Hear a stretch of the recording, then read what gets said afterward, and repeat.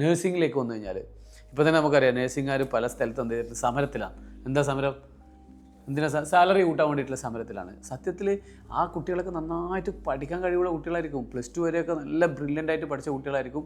വലിയൊരു ആഗ്രഹത്തിൻ്റെ പുറത്തായിരിക്കും അവർ നേഴ്സിംഗിലേക്ക് പോയിട്ടുണ്ടാവുക. അപ്പം നേഴ്സിംഗ് ചെയ്യേണ്ടതെന്നൊക്കെ എന്നല്ല ഞാൻ പറയുന്നത്. പക്ഷേ നന്നായിട്ട് പഠിക്കാൻ കഴിവുള്ള കുട്ടി, നല്ല സാലറിയും നല്ല പ്രസ്റ്റീജും റെക്കഗ്നിഷനൊക്കെ വേണമെന്നുണ്ടെങ്കിൽ നേഴ്സിനേക്കാൾ നല്ല ഓപ്ഷൻസ് ഉണ്ട് ഈ പറയുന്ന കൊമേഴ്സ് ഫീൽഡിൽ. ചാർട്ടേഡ് അക്കൗണ്ടൻസി ഫീൽഡിലേക്ക് വന്നു കഴിഞ്ഞാൽ ഒരു മംഗലാപുരത്തെ ഒരാൾ, മാംഗ്ലൂരിലുള്ള ഒരു ഹോസ്പിറ്റൽ ബിസിനസ് ചെയ്യുന്ന ഒരാളാണ്. എന്നോട് ഇങ്ങനെ സംസാരിക്കായിരുന്നു, എന്താണ് നിങ്ങളുടെ ചാർട്ടേഡ് അക്കൗണ്ടൻസിൻ്റെയും ACCൻ്റെയും ഒക്കെ ഫീസ് സ്ട്രക്ചറും കാര്യങ്ങളൊക്കെ. ഞാൻ പറഞ്ഞു, ചാർട്ടേഡ് അക്കൗണ്ടൻസി ആണെങ്കിൽ 2-3 lakhs ആണ് വരിക, ACC ആണെങ്കിൽ ഒരു 3-5 lakhs ആണ് മാക്സിമം വരിക.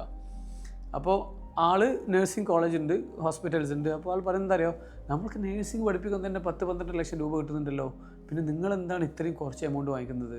അപ്പോൾ നമ്മൾ മനസ്സിലാക്കേണ്ടത് ആളുടെ കഥയല്ല ഞാൻ പറയുന്നത്, നമ്മുടെ സമൂഹത്തിൻ്റെ കാര്യമാണ്. ഈ പറയുന്ന 3-4 ലക്ഷം അല്ലെങ്കിൽ 2-3 ലക്ഷം രൂപയ്ക്ക് ചാർട്ടേഡ് അക്കൗണ്ടൻസി എന്ന് പറഞ്ഞാൽ നല്ലൊരു കോഴ്സ് എന്ത് ചെയ്യാൻ പഠിക്കാൻ പറ്റും.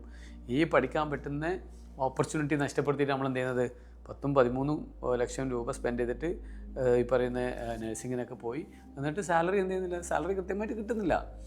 ഞാൻ ഈ പറയുമ്പോൾ ചില ആൾക്കാർക്ക് വേദനിക്കും. എന്താണ്, ഒരു കോഴ്സിനെ കുറ്റം പറയുന്നു, നമ്മളത് ചെയ്യുന്നതാണല്ലോ. സത്യത്തിൽ ഞാൻ കുറ്റമായിട്ടല്ല പറയുന്നത്. 3-4 വർഷം സ്പെൻഡ് ചെയ്യുന്നു.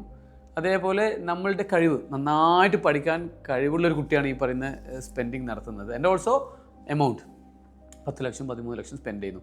ഇതിന് നമുക്ക് റിവാർഡ് വേണ്ടേ? ആ റിവാർഡ് ഇല്ലാത്ത കാര്യമാണ് ഞാൻ പറയുന്നത്, അല്ലാണ്ട് ഞാൻ കുറ്റമല്ല പറയുന്നത്. മറിച്ച് അവർക്ക് എന്തുണ്ട്, ഇവിടെ ഓപ്ഷൻസ് ഉണ്ട്. ചിലപ്പോൾ പേടിയുണ്ടാകും, കൊമേഴ്സ് പ്രൊഫഷനിലേക്ക് വന്നു കഴിഞ്ഞാൽ നമ്മൾ പഠിക്കാത്തതല്ലേ ഇനി ഫ്രഷ് ആയിട്ട് എടുക്കാൻ പറ്റുമെന്നുള്ളത്.